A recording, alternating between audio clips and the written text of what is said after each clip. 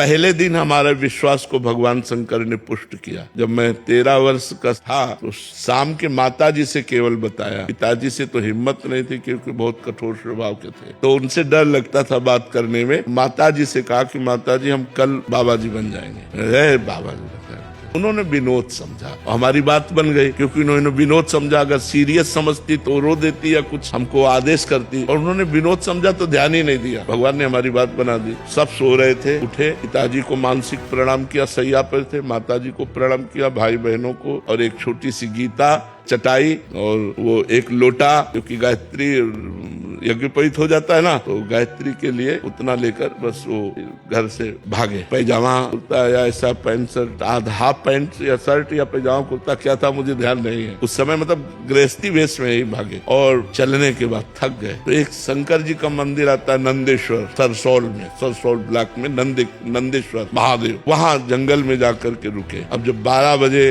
भूख लगी, क्योंकि सुबह से कुछ न कुछ घर में मिल जाता था, सुबह तो मिला नहीं, चलते चले आए। अब दोपहर के 12 बज गए, भूख लगी, तो पहली बार हमारे मन में प्रश्न उठा, कैसे जीवन निर्वाह होगा, जीवन निर्वाह कैसे होगा, कहाँ रहेंगे, कहाँ जाओगे। तुरंत हम कहा ये तो हमको परास्त कर देगा प्रश्न। तुरंत हम कहा भगवान जैसे रखेंगे, हम भूखों मर जाएंगे लेकिन घर नहीं जाएंगे, हर कष्ट सहेंगे। इतने में एक आदमी आ गया, हमारे विश्वास को भगवान ने तुरंत पुष्ट किया। एक आदमी आ गया, उसने कहा बच्चा यहाँ एक सूर स्वामी रहते थे, जानते हो क्या? हम कहा हम यहाँ नए आए, हम जानते किसी को नहीं। कमंडल खोला, 1 लीटर दही होगा, मीठा दही, गांव के दूध गड़वा का लाल दही, लाल रंग का हो गया। बोला तुम पी लो, अब हम वापस नहीं ले जाएंगे, उनके लिए लाए थे, वो है नहीं तो आप पी लो। वो संत कहीं चले गए होंगे, हमें सब कुछ लगे। हम कहा हम क्यों पी ले?